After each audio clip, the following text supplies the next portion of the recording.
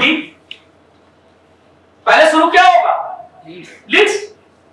फिर शुरू क्या होगा? Sales call. फिर क्या आएगा? फॉलो। फिर क्या आएगा? कन्वर्सेशन। फिर क्या आएगा? हाँ, बातचीत के बाद ही तो आपका सेल होगा। हेलो, तो प्रॉब्लम उधर है। तो जब आप ये प्रॉब्लम बना के बैठे हो घर में और ग्रोथ और अचीवमेंट आप चाहते हो, कैसे होगा? दूसरा, आप इस बिजनेस में क्या करने आए हो? बताइए, सेल्समैन बनने आए हो या इंटरप्रेन्योरशिप करने आए हो? इंटरप्रेन्योरशिप करने आए हो। तो जब आप इंटरप्रेन्योरशिप करने आए हो तो आपकी थिंकिंग कहां होनी चाहिए? बोलिए, लीड्स पर। लेकिन आपका फोकस कहां है? ले 95-37 रुपए लीटर ना? हाँ, 3700 ले लो। मल्टी गार्ड ब्लड प्यूरिफायर है ना? ले लो ओपन कंपेनियन जिंदाबाद। हो रहा है? हम क्या कर रहे हैं?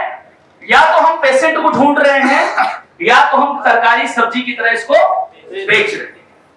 हमें क्या करना चाहिए? हमें इसका क्या बेनिफिट मिलेगा, इसका क्या फायदा है, हम उस फायदे पर फोकस नहीं करके हम सबसे बड़ी गलती कर रहे हैं। जो करना है वो कर नहीं रहे और जो नहीं करना है वही कर। और हम दोष दे रहे हैं सिस्टम को, हम दोष दे रहे हैं इस ग्रुप को, हम दोष दे रहे हैं अपलाइन को, हम दोष दे रहे हैं अपनी टीम को। हम भीतर झांक ही नहीं रहे हैं, हम देख किधर रहे हैं? बाहर। हम ढूंढ किधर रहे हैं? बाहर। प्रॉब्लम कहां है? भीतर। और ढूंढ किधर रहे हैं? बाहर। तो जिंदगी में प्रॉब्लम सॉल्व होगा साहब? कभी नहीं होगा। ये समझना आपके लिए बड़ा इंपॉर्टेंट है। और आपको समझना है व्हाई डायरेक्ट सेलिंग इंडस्ट्री। इस बिजनेस की एक और खास बात यह है कि इसमें आप पार्ट टाइम या फुल टाइम अपने अनुसार काम कर सकते हैं। अगर आप कोई अच्छी नौकरी कर रहे हैं, कोई अच्छा खासा धंधा आपका चल रहा है, तो धंधे को बंद मत करो, बल्कि उसके लिए एक सब्स्टिट्यूट निकालो डायरेक्ट सेलिंग कि आने वाले टाइम में ये मेरा धंधा कभी भी दोबारा कोरोना आया तो ये माय लाइफ का मेरा धंधा एस्टेब्लिश होगा। तो मैं दुकान तो करूंगा, लेकिन दुकान के बाद भी कैसे भी पार्ट टाइम 4 घंटे एडिशनल करूंगा। उसका एक टाइम टेबल बनाऊंगा। मैं क्लिनिक तो चलाऊंगा, पेशेंट तो देखूंगा, लेकिन साथ में माय लाइफ भी करूंगा। मैं एग्रीकल्चर का काम करूंगा, लेकिन साथ में माय लाइफ करूंगा। मतलब आपको आपके माइंड को सेट करना है, आपको अपने ब्रेन को इस बिजनेस के लिए सेट करना है कि 100% कुछ भी हो, मुझे ये बिजनेस करना है तो करना है। और दूसरी बात, इस बिजनेस से आप पैसिव इनकम कमा सकते हैं, क्योंकि दुकान का शटर गिरा तो इनकम बंद। नौकरी पे आपको बॉस ने कह दिया कल से आने की जरूरत नहीं, तो 15 साल की नौकरी फुटपाथ पे लाके खड़ा कर दे, अर्थात जीरो हो जाओगे। लेकिन इस बिजनेस से आप पैसिव इनकम कमाओगे, मतलब आप काम नहीं भी करोगे आने वाले टाइम में, तो ये बिजनेस आपके लिए काम करेगा। यस और नो? एक बात यहां पे ध्यान रखना, कुछ लोग यहां पर अपनी टीम के साथ एक गलती करते हैं। पैसिव इनकम इसलिए भी नहीं मिलती क्योंकि कुछ लोग अपनी टीम के साथ पैसे का लेन देन करते हैं, अपनी अपलाइन के साथ लेन देन करते हैं, अपनी डाउन लाइन से लेन देन करते हैं, अपनी क्रॉस लाइन से लेन देन करते हैं। आज के बाद आपको ये कसम खाना है कि डायरेक्ट सेलिंग में अगर मैं काम कर रहा हूं तो मेरा अपलाइन मेरा कितना बड़ा विधाता क्यों ना हो, मैं पैसे का लेन देन नहीं करूं, क्योंकि ये विचार आपकी जिंदगी के लिए बहुत ही लाभकारी होगा। और अगर आप लेन देन करते हो तो आपकी मौत निश्चित है। ना उसका प्रोडक्ट एडवांस लेंगे, ना उसका कूपन एडवांस लेंगे, ना उससे पैसा एडवांस लेंगे और ना पैसा देंगे। बिजनेस क्या सिखाता है? सिस्टम। और सिस्टम आज मैं इतना बड़ा लेवल पे हूं, जिस से इतने बड़े लेवल पे हैं, मैं चैलेंज करता हूं एक क्रेडिट लेके दिखाए 5 रुपए। लाखों कमा रहे हैं फिर भी कंपनी को 5 रुपए की नहीं क्रेडिट देती, क्योंकि सिस्टम नहीं कहता है। सीताराम जी हमारे एनटीसी हैं, जब भेजते हैं कंपनी को पेमेंट, तब इनकी एजेंसी में आईडी कूपन टॉप अप करती है कंपनी। पहले पेमेंट स्लिप डालते हैं, डिटेल भरते हैं, तब उतना कूपन इनको आता है। दीपांकर जी हमारे यहाँ है, वर्षों से हमारे साथ है, एसटीसी है, कूपन एजेंसी है। जब वो ट्रांसफर उनके पास कूपन एजेंसी पेमेंट करती है, पहले इधर डालो फिर आएगा, 1 सेकंड का क्रेडिट नहीं है। लेकिन हम अनजाने में क्या करते हैं, पैसिव इनकम के बारे में नहीं सोचते हैं, वर्तमान की स्थिति परिस्थिति देखते हैं और हम अपनी टीम का पैसा खाने लगते हैं और वही टीम एक दिन हमसे नाराज होकर व्यापार छोड़ देती, जिसकी वजह से हमारा भविष्य में आने वाला रिसोर्स या हमारा स्रोत बंद हो जाता है। क्योंकि वो मिडिल क्लास का आदमी है, अभी अपनी सोच बदल ही रहा था कि आप बदलने के पहले उसके नाक पे मुंह पे काटन भर दिया, सांस नहीं लिया, वो मर गया। अभी उसमें उतनी मैच्योरिटी नहीं आई थी, इतनी अंडरस्टैंडिंग नहीं आई थी और आपने उसके साथ पैसे का लेन देन खेल लिया और यही लेन देन खेल उसकी जिंदगी में फिर से कॉमन मैन बना देता है, अर्थात वो मिडिल क्लास वाले एटीट्यूड पे पहुंच जाता है। क्योंकि ऑलरेडी वो इतने मतलब अजीब सी जिंदगी जी रहा था और आप थोड़ा सा ट्रांसफॉर्म होना चाहता था, आपने उसको ट्रांसफॉर्म होने से रोक लिया। कहीं ना कहीं उसका ग्राफ, और आज के बाद मर जाओ आप लोग, लाखों कमाओ, लेकिन टीम को अपलाइन के साथ पैसे का कोई लेन देन नहीं।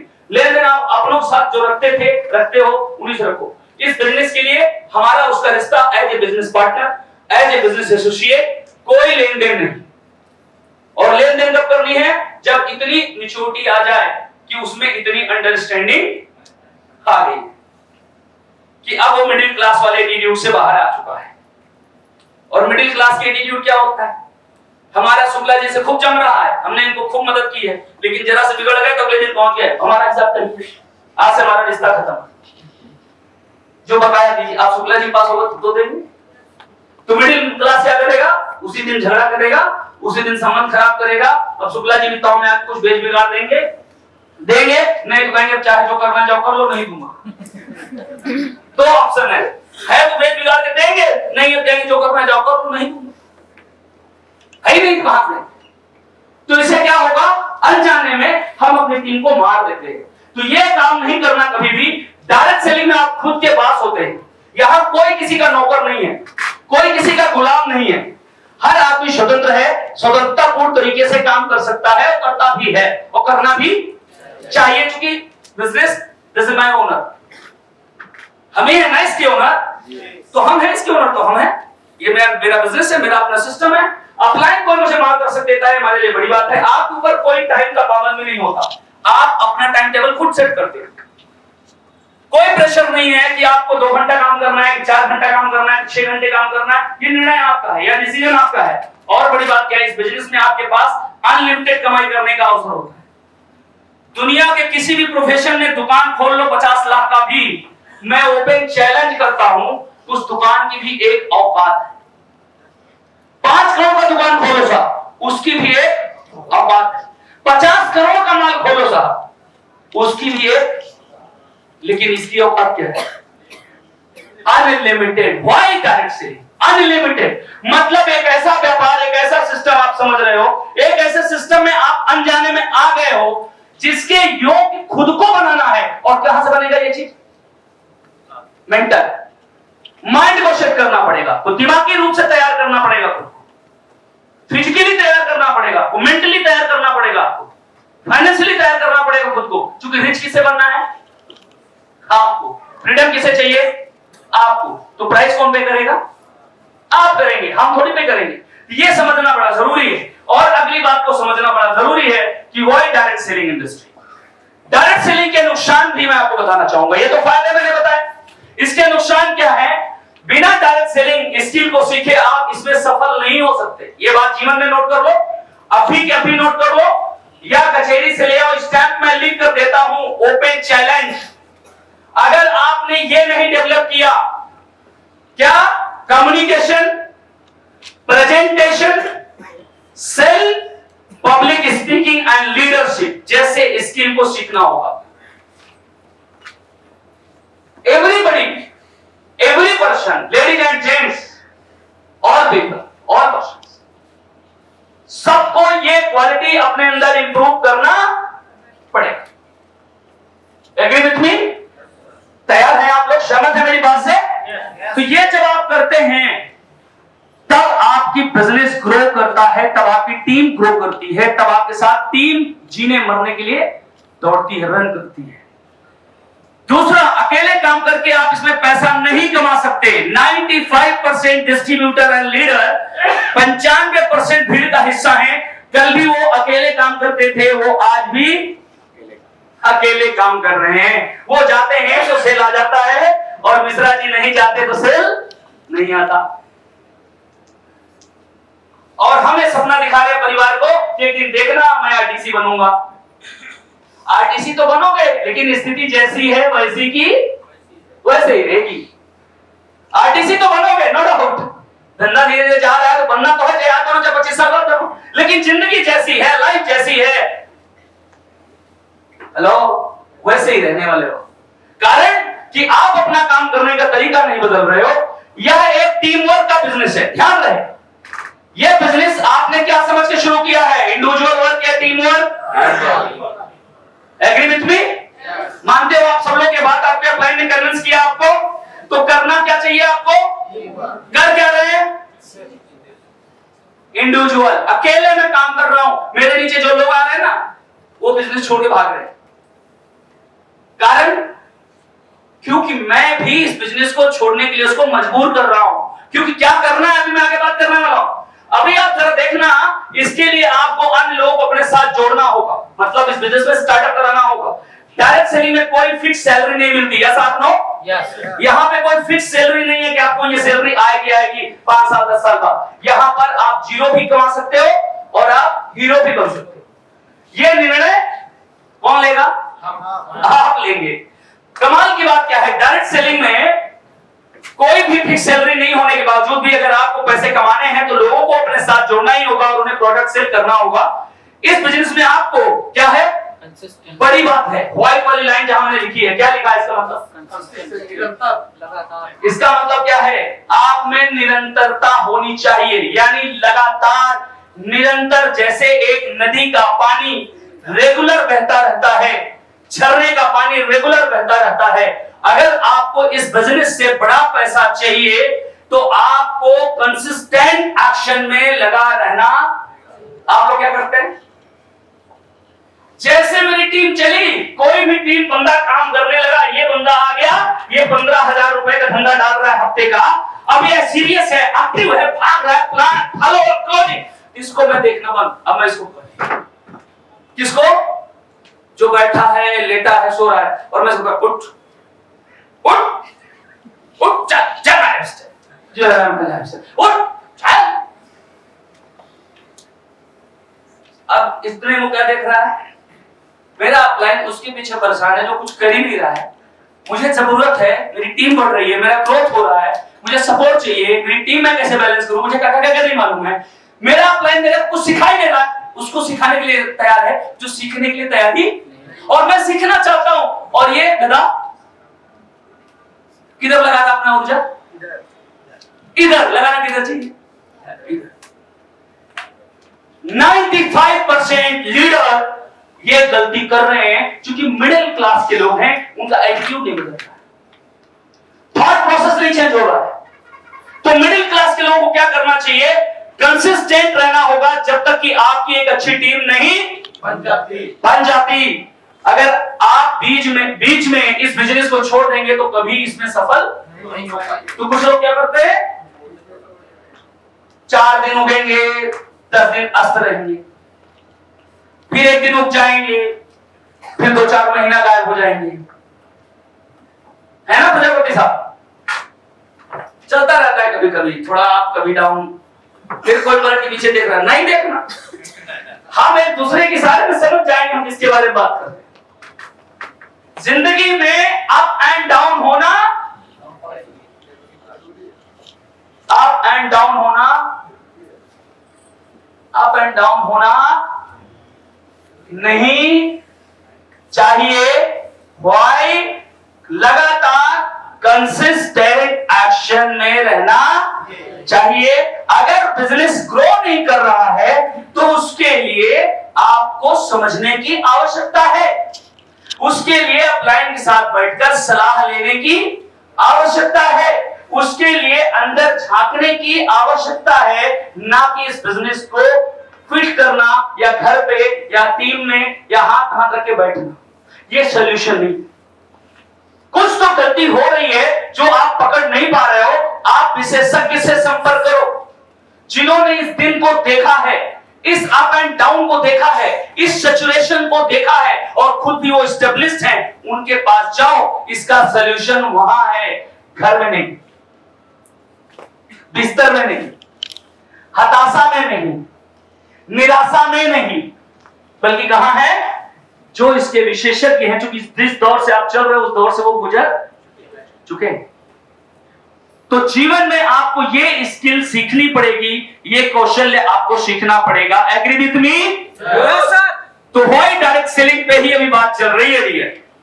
अब ये समझना बड़ा जरूरी है कि व्हाई डायरेक्ट सेलिंग से हम थोड़ा बाहर आए और आगे की तरफ कुछ कूच करते हैं हम लोग। तो ये समझना, आगे हम लोग चलते हैं और बात करते हैं कि क्या है व्हाई माय लाइफ स्टाइल, क्या है? अब ये तो समझ में आ गया, यस और नो? क्या व्हाई डायरेक्ट सेलिंग? एक बात बताओ, व्हाई डायरेक्ट सेलिंग समझ में आया या बाउंस करते? सुनाई नहीं दिया सर? एक ताली तो बजा दो यार।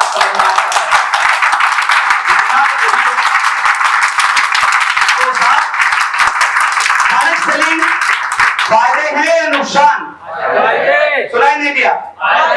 अच्छा, डायरेक्ट सेलिंग करने के लिए किसको डेवलप करना है? खुद को। और खुद को डेवलप करने के लिए क्या करना पड़ेगा? नॉलेज बढ़ाना पड़ेगा। और नॉलेज बढ़ाने के लिए क्या करना पड़ेगा? ट्रेनिंग रेगुलर लेना पड़ेगा। आरटीपी हो, पीबीएस हो, बेसिक हो, है ना?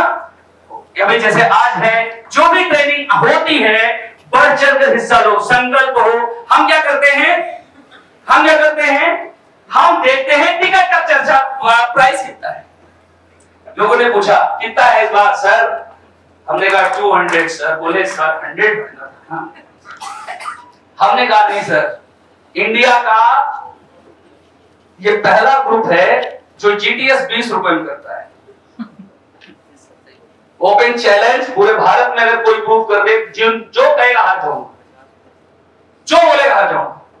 और भी टीमें मेरी तरह मीटिंग करती है वीकली, लेकिन मिनिमम टिकट 50 रुपीज मिनिमम। हम क्या ले रहे हैं? और लेकिन हमारे मिडिल क्लास लोग 20 रुपीज भी देने में तकलीफ है। टिकट का पैसा लोग 500-200 देते हैं, हम कितना ले रहे थे अभी तक? 100 रुपए। और एक दिन तो मैंने ऐसी ट्रेनिंग ली थी जो बिना पैसे की ली थी, सेकेंड टाइम। संख्या उसमें बढ़नी चाहिए, कम हो गई थी। मैसेज बाकायदे विकास जी ने फॉरवर्ड किया था। कुछ लोग सोच रहे होंगे ऐसे कैसे हो सकता है, मैं ग्रुप में भी दिखा सकता हूं। और उस दिन की संख्या कितनी थी मालूम है? 75। मुझे वो संख्या याद है, 75। सेकंड टाइम मैंने किया था, बाकायदे डाला था, विनय जी आ रहे हैं, ट्रेनिंग आप देंगे सेकंड टाइम। Only 75 people. आज मैंने 200 किया है। इधर टिकट कितना है मालूम है? 180 पीपल। तो बिना पैसे वाला करना चाहिए कि पैसे वाला? मतलब ये प्रूफ होता है कि फ्री में किसी को कुछ भी दो, वैल्यू नहीं है उसकी। जितनी ज्यादा कीमत उतनी ज्यादा वैल्यू। आज क्यों ले रहे हैं विवेक इंद्रा 5 लाख रुपए? आज क्यों ले रहे हैं जितेंद्र 7 लाख रुपए? आज क्यों ले रहे हैं मिस्टर शिवखेड़ा जी 5 लाख रुपए?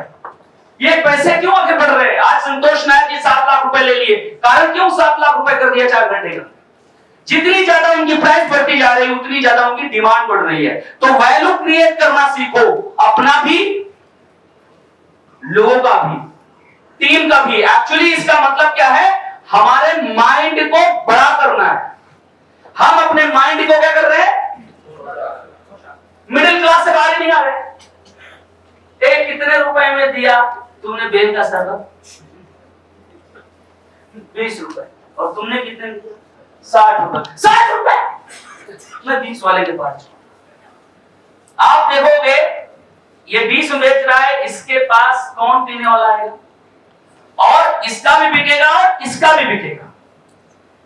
60 रुपए वाला का भी बिकेगा, लेकिन इसके पास कौन आएगा?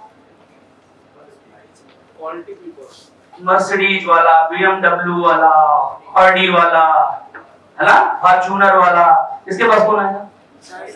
रिक्शा वाला, साइकिल वाला, मोची, जूता चप्पल बनाने वाला, वो मजदूर, हेलो, भीड़ इधर भी है, भीड़ इधर भी है, भीड़ इधर भी सेट कर रखा है।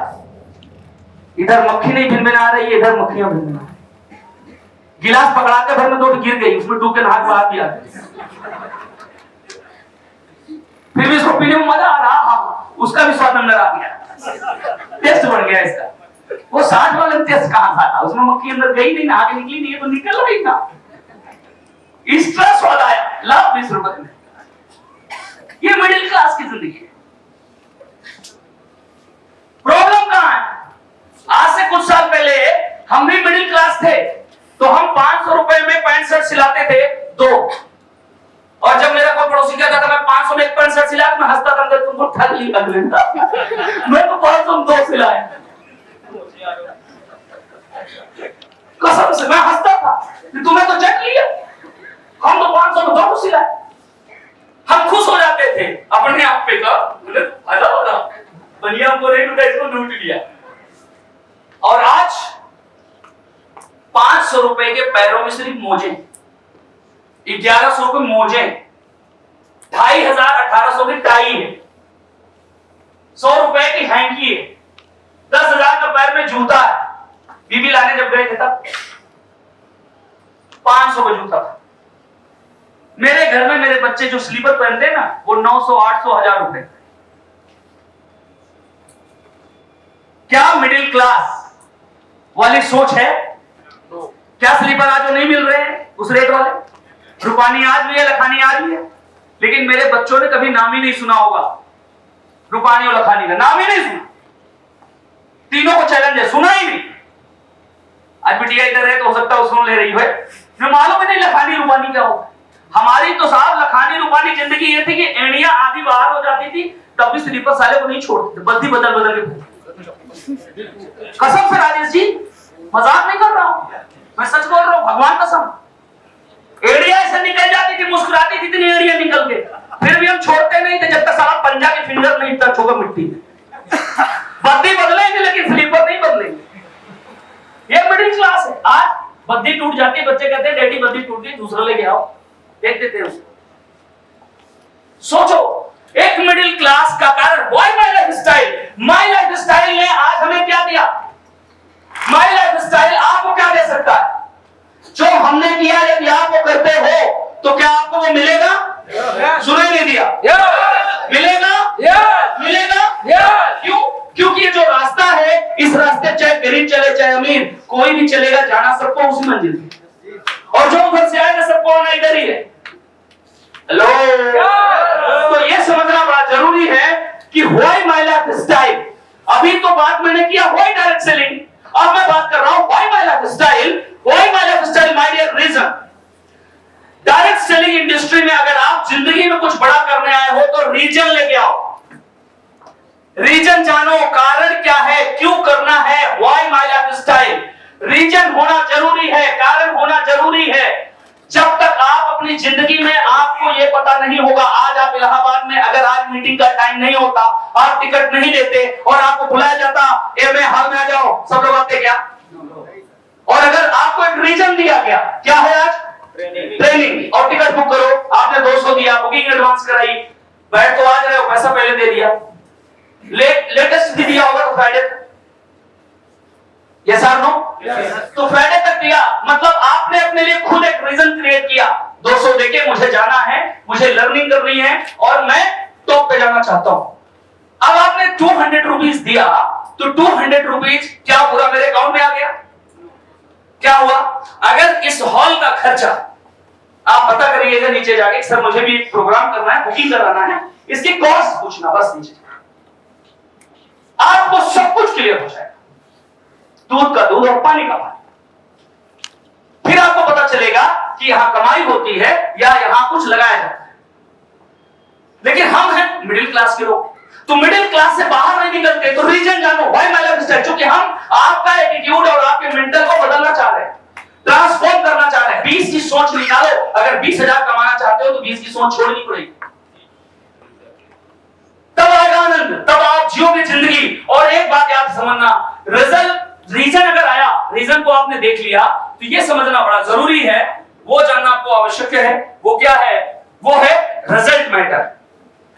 अगर आप डायरेक्ट सेलिंग में आगे काम कर रहे हो और आपको रीजन पता है कि मैं क्यों आया हूं माई लाइफ स्टाइल में और मेरा रोल क्या है, मुझे क्या करना है, फिर भी आप उस रिजल्ट के लिए, जो रीजन के लिए आए थे, उसके लिए आप कुछ कर नहीं रहे हो, तो ये बिजनेस में आपको कुछ मिलने वाला नहीं है, टाइम पास हो रहा है।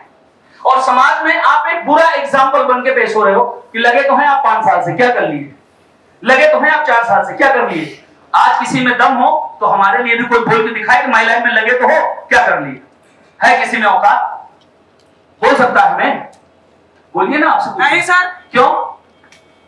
इंसान आप हो, इंसान हम, चूंकि हमारा रिजल्ट दिख रहा है ना, हमारा जो रिजल्ट है उसके सामने वो मैटर दिख रहा है, तो उस मैटर को कभी टिप्पणी करेगा ही नहीं कि माई लाइफ में कुछ होता नहीं, माई लाइफ से लोग पैसा नहीं कमाते, बल्कि कोई चर्चा करता है तो कहता है मेरा पड़ोसी है भाई माई लाइफ, क्या नाम है, अरे सर मैं उन्हीं की टीम से हूं। हाँ तो आप मुझे मत समझाइए, समझना होगा तो पड़ोसी से समझ, तो ये मैटर करता है, हमारा रिजल्ट डिपेंड करता है कि आप इस बात को समझिए कि व्हाई माय लाइफ स्टाइल। जब आप आइए, रीजन लेके आइए, तो आप ये देखिए कि जो मैं रिजल्ट चाहता हूं वो रिजल्ट मुझे मिल रहा है कि नहीं मिल रहा। अगर रिजल्ट नहीं मिल रहा है तो आपके ऊपर, आपकी बॉडी पे, आपके चेहरे पे स्ट्रेस आना चाहिए, तनाव आना चाहिए, चिंतन करना चाहिए, और आपको इस चिंतन को लेके आप लाइन के पास बैठना चाहिए। हेलो, अब एग्जांपल हमारे सामने यहाँ पे कृष्ण कुमार जी है, एग्जांपल देखो कैसे होता है मैटर। इनके लिए जोरदार तालियां होनी चाहिए, हमारी टीम के अच्छे लीडर, स्टार सिल्वर और डिस्ट्रिक्ट टीम कोऑर्डिनेटर है ना। और कब बन रहे हैं जेपीसी और स्टाफल,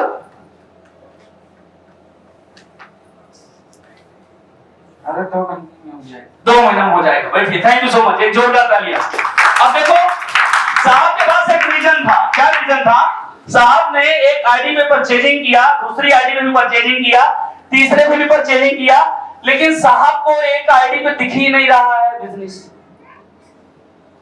अब साहब अंदर ही अंदर घुट रहे हैं टेंशन में, कंपनी बड़ी बेईमान है, बड़ी धूर्त है, मैंने तो तीनों में परचेजिंग किया था, इस पे तो शो ही नहीं कर रहा है, मेरा पूरा पैसे कंपनी खा गई, अब बताओ मैं क्या करूं।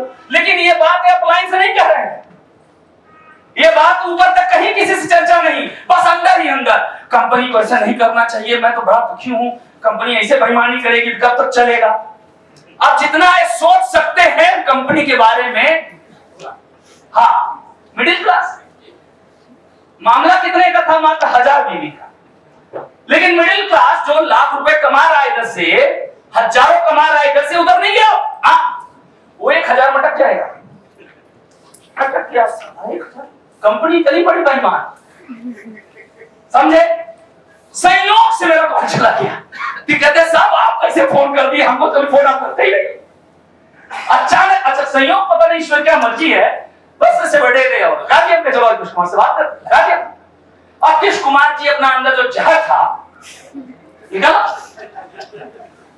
तो मैंने पूरा ग्राफ समझा, हमने इनके सारे सवाल समझे, हमने कहा घबराओ मत, कह नहीं सर हमको इधर भी परचेजिंग करना, इधर भी करना, मैं कर चुका हूं, हम कहे मत करो उधर, बोले सर तब आप जानिएगा, हम कहे मैं जानूंगा, कैसे तो दिख नहीं रहा, हम कहे आप अभी बिजनेस प्लान पूरी डीप में नहीं समझ पाए हो, ORG1 ORG2 हमारा थर्ड कैसे काम करता है, डोंट वरी आप जिधर कर चुके मत करना, इधर करना। बोले साहब आप, हम कहा मैं जानता हूं, करो।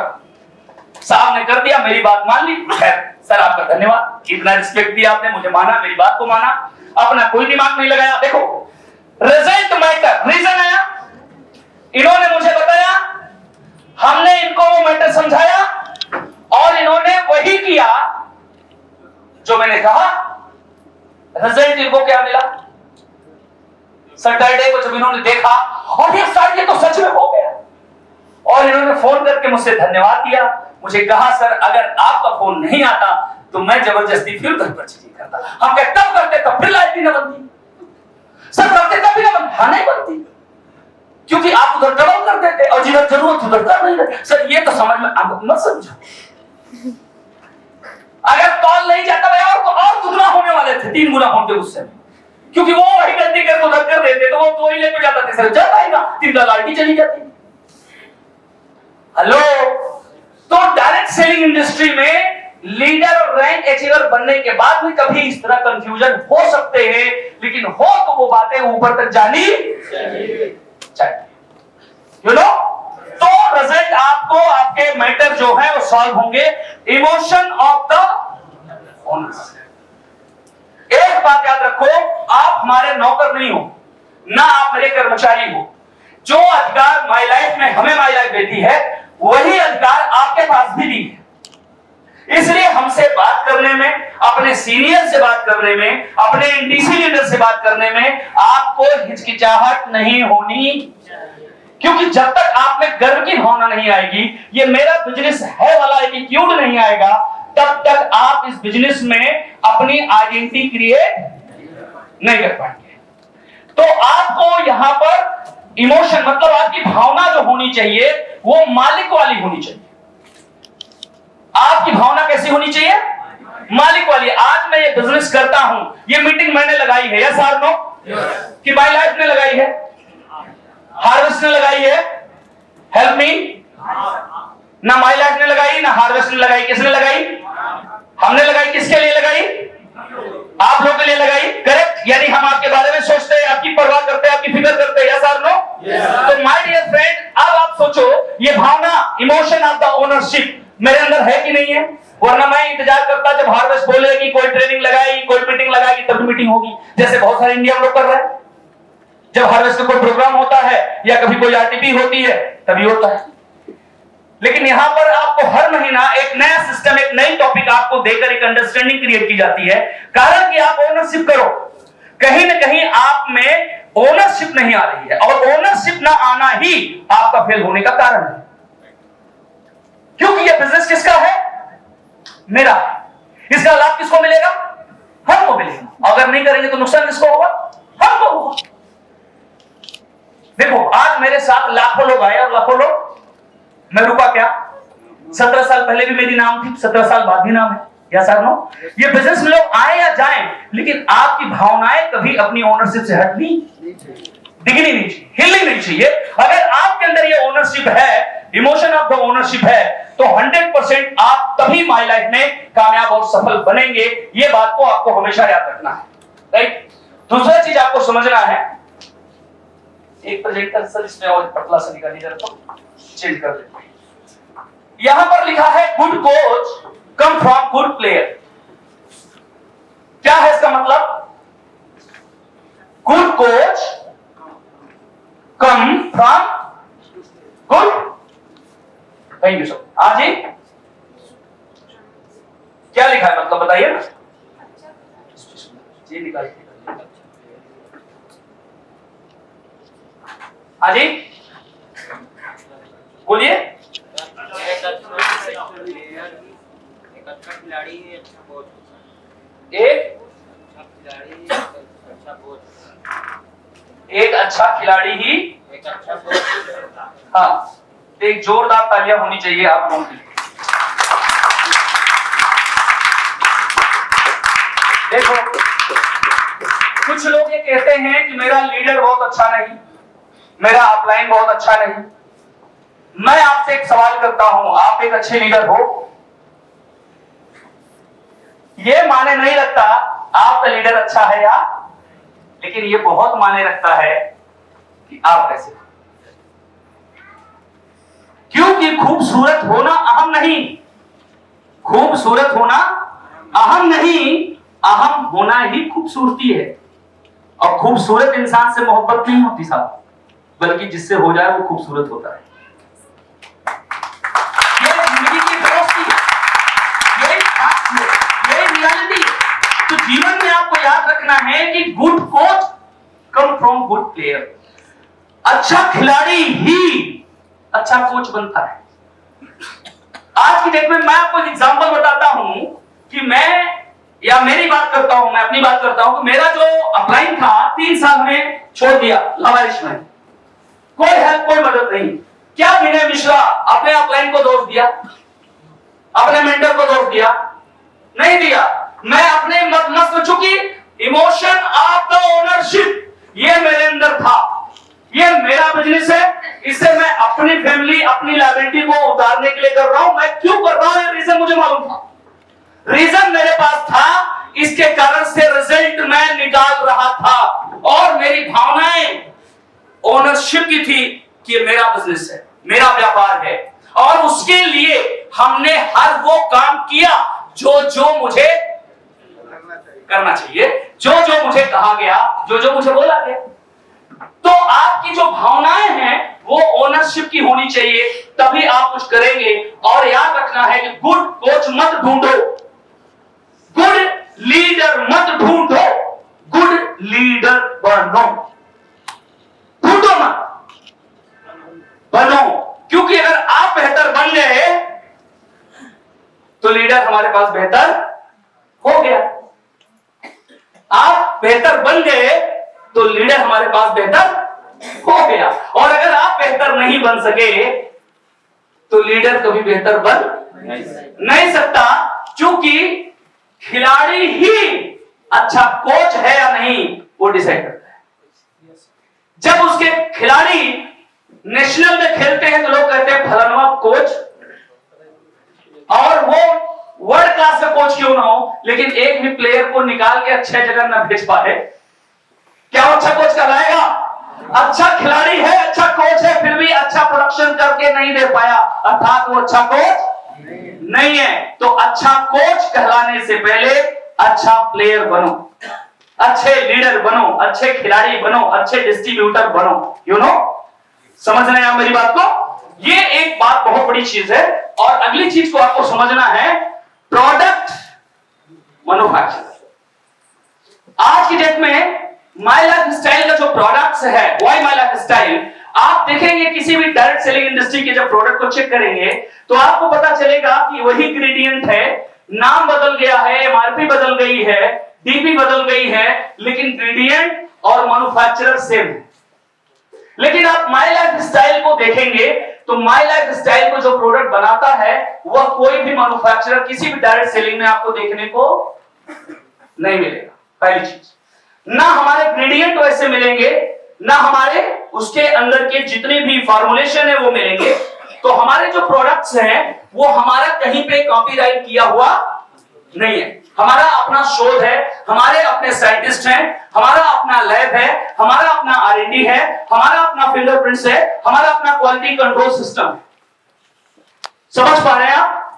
तो ये आज आपके लिए बड़े गर्व की बात है जो डायरेक्ट सेलिंग इंडस्ट्री में देखने को मिलता नहीं है, नहीं। लेकिन आज माय लाइफ में सब चीजें हैं।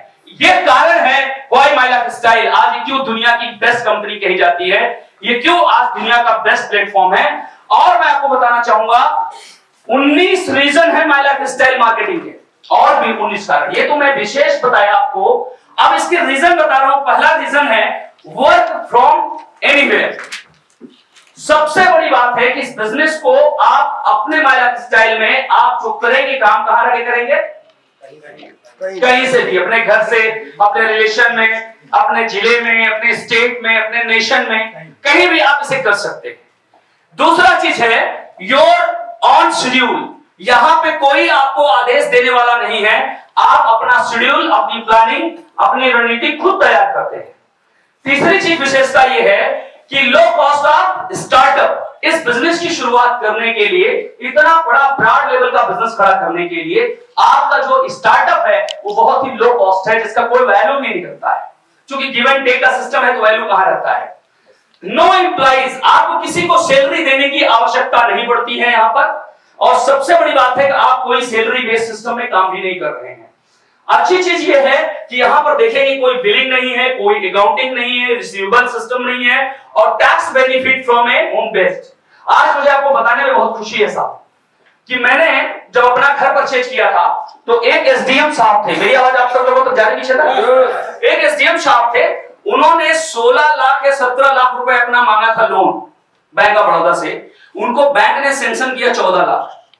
वो रिक्वेस्ट करते रहे एसडीएम साहब, गिड़गिड़ाते रहे, लेकिन बैंक ने सीधे मना कर दिया, वेरी सॉरी, आपकी जो सैलरी है उसके आधार पे हम इससे ज्यादा दे नहीं सकते। अगर आप 17 नहीं 27 चाहते हो देंगे, उसके एवज में आपको कोई प्रॉपर्टी बंधक करनी पड़ेगी। और आप सबको बताना चाहता हूं, मैं बैंक से 80 लाख रुपए लोन लिया था बिना किसी गारंटर के, बिना किसी प्रॉपर्टी के सिर्फ अपना income tax ITR paper submit किया था और मेरा 80 लाख रुपए बैंक ने 42 घंटे में सैंक्शन किया था। माय डियर फ्रेंड्स, ये एक बड़ी बात है। 2 डे में मेरा लोन सैंक्शन होना पूरे